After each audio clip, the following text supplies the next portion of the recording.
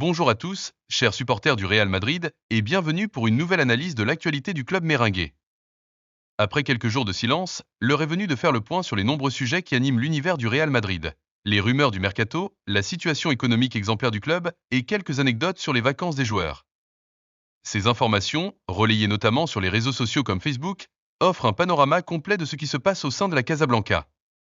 Ce compte-rendu détaillé abordera chaque aspect avec précision, en commençant par les célébrations récentes, puis les mouvements du marché des transferts, pour finir avec une analyse de la stratégie financière du club.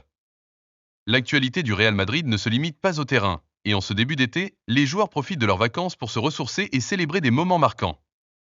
Parmi les événements récents, l'anniversaire d'Ri, qui a fêté ses 18 ans, a retenu l'attention. Ce jeune talent, arrivé avec de grandes promesses, a disputé 37 matchs la saison dernière, mais principalement en tant que remplaçant, avec des apparitions souvent limitées. Ses statistiques, avec 6 buts, majoritairement en Coupe du Roi, et une passe décisive, témoignent d'un potentiel certain, mais son temps de jeu réduit pose question. Une option pertinente pour la saison prochaine serait un prêt dans un club de Liga, où il pourrait s'aguerrir et accumuler des minutes. La concurrence au sein de l'effectif, notamment avec l'émergence de Gonzalo Garcia après ses performances au Mondial des clubs, pourrait limiter ses opportunités s'il reste à Madrid. Pendant ce temps, les joueurs du Real Madrid profitent de destinations prestigieuses pour leurs vacances. David Alaba, deuxième salaire du club, a été aperçu en Italie, dans un élégant costume, peut-être près du lac de Côme, un lieu synonyme de luxe et de sérénité. Cette escapade reflète son statut de star et sa capacité à profiter de congés haut de gamme.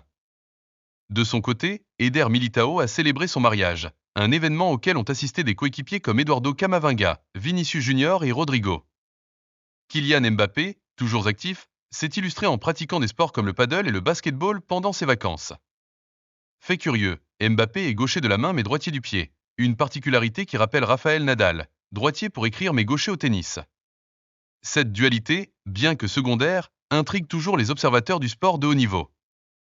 Enfin, Luka Modric s'est rendu à Londres pour soutenir son compatriote croate Filip Uice, nouveau champion du monde des poids lourds en boxe. Ce geste illustre les liens forts entre les sportifs d'élite, même au-delà du football, et montre comment les joueurs du Real Madrid profitent de l'été pour s'impliquer dans d'autres disciplines. Vinicius Junior reste l'un des joueurs les plus emblématiques du Real Madrid. Arrivé au club il y a 7 ans, à seulement 18 ans, le Brésilien est aujourd'hui, à 25 ans, le meilleur buteur brésilien de l'histoire du club avec 106 buts et 83 passes décisives. Son palmarès, avec 14 trophées, est impressionnant pour son âge. Cependant, les rumeurs autour de son avenir ne cessent de ressurgir, notamment celles évoquant un intérêt de club saoudien. Bien que ces spéculations soient récurrentes, rien n'indique pour l'instant que Vinicius envisage un départ. Sa présence reste essentielle pour le projet sportif du Real Madrid, grâce à sa vitesse, son dribble et sa capacité à faire basculer les matchs. Une éventuelle offre d'Arabie Saoudite pourrait, à moyen ou long terme, être tentante, mais pour l'heure, l'attaquant semble pleinement engagé avec la Casablanca. La réussite du Real Madrid ne se limite pas au terrain, elle repose aussi sur une gestion économique irréprochable. Sous la présidence de Florentino Pérez, qui célèbre 25 ans à la tête du club, le Real Madrid s'est imposé comme un modèle financier. Selon les chiffres récents, le club génère 260 millions d'euros par an grâce au partenariat lié à son maillot, un record mondial. Ce montant se répartit ainsi, 120 millions d'Adidas, 70 millions de Fly Emirates et 70 millions de HP, la marque informatique. Cette capacité à attirer des sponsors de premier plan témoigne du travail stratégique réalisé par Pérez et son équipe. Entre 2020 et 2025, le Real Madrid a dépensé 300 millions d'euros en transferts, ce qui le place au 39e rang des clubs les plus dépensiers au monde. Ce chiffre surprend, compte tenu de l'image de club richissime associé au Real. Parallèlement, les ventes ont rapporté 301 millions d'euros sur la même période, assurant une balance financière quasi parfaite. Cette gestion contraste avec celle d'autres clubs espagnols. L'Atlético de Madrid a dépensé 150 millions d'euros de plus que le Real, tandis que le FC Barcelone, malgré ses difficultés financières, a investi 431 millions d'euros, selon le journal AS. Cette discipline financière permet au Real Madrid de rester compétitif sans dépendre de fonds illimités, contrairement à certains clubs soutenus par des États. Un autre partenariat notable est celui conclu avec Louis Vuitton, la marque de luxe française, estimée entre 70 et 100 millions d'euros. Ce contrat renforce le lien entre le Real Madrid et la France, une connexion déjà marquée par la présence de joueurs français dans l'effectif et l'intérêt pour des talents comme Ibrahima Konaté et William Saliba. Ce rapprochement stratégique avec des marques et des joueurs français consolide l'image mondiale du club. Le marché des transferts est au cœur des discussions parmi les supporters. Selon l'équipe, Ibrahima Konaté, le défenseur central de Liverpool, est la priorité pour renforcer la défense madrilène. Avec Alaba et Militao en phase de récupération après des blessures, et Rudiger récemment opéré du genou, le secteur défensif manque de certitude. Konaté, dont le contrat expire en 2026, pourrait être recruté cet été pour 30 à 35 millions d'euros, un montant abordable pour un joueur de son calibre, 26 ans.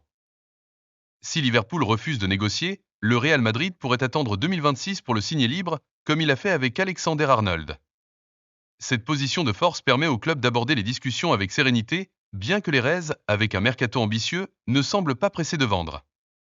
William Saliba, défenseur d'Arsenal, est une cible plus complexe.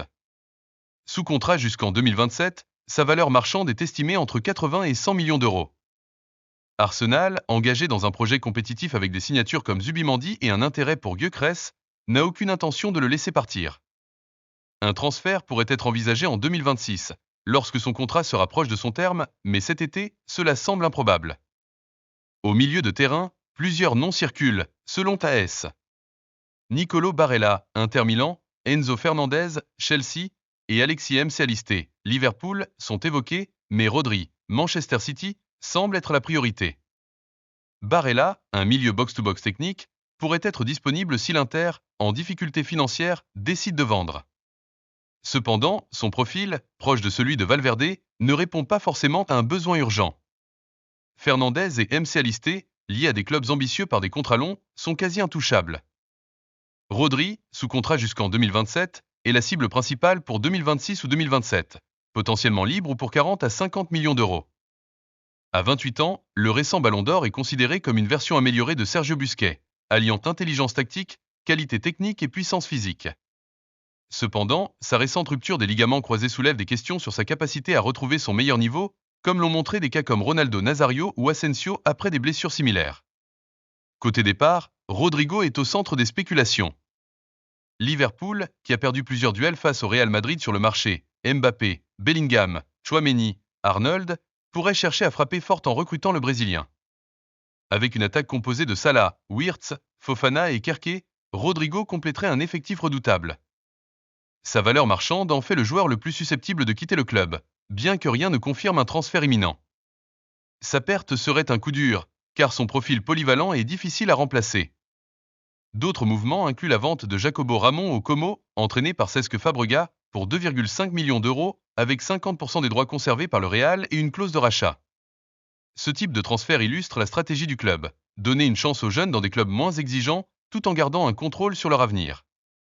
Si Konaté rejoignait le Real cet été, l'équipe pourrait aligner un 3-5-2 ou 3-4-3 impressionnant. Courtois dans les buts, Tchouaméni ou Rudiger, Konaté et Alaba en défense, Alexander-Arnold et Kara comme piston, Bellingham et Valverde au milieu, avec Gullet en meneur de jeu, et Vinicius et Mbappé en attaque.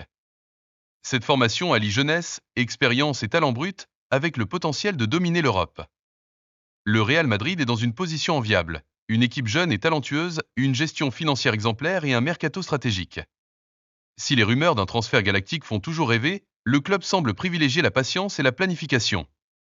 Konaté apparaît comme le renfort le plus réaliste pour cet été, tandis que Rodri et Saliba pourraient arriver à moyen terme. Xavi Alonso aura la lourde tâche de tirer le meilleur de cet effectif pour ramener le Real au sommet. Qu'en pensent les supporters ?